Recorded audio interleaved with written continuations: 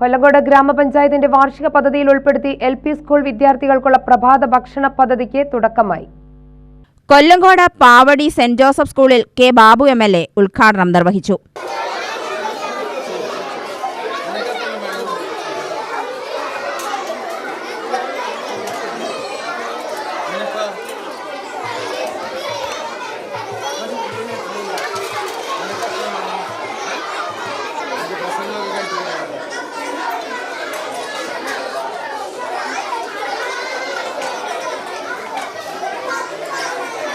ഗ്രാമപഞ്ചായത്ത് president K Sathyapal അധ്യക്ഷത വഹിച്ചു.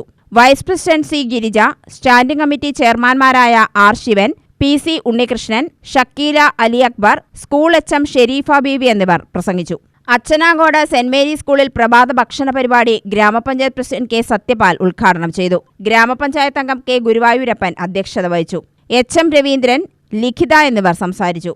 6 ലക്ഷം രൂപ വകയിരുത്തി ഗ്രാമപഞ്ചായത്തിലെ എല്ലാ LP സ്കൂളുകളിലും പ്രഭാത ഭക്ഷണ പദ്ധതി നടപ്പാക്കി.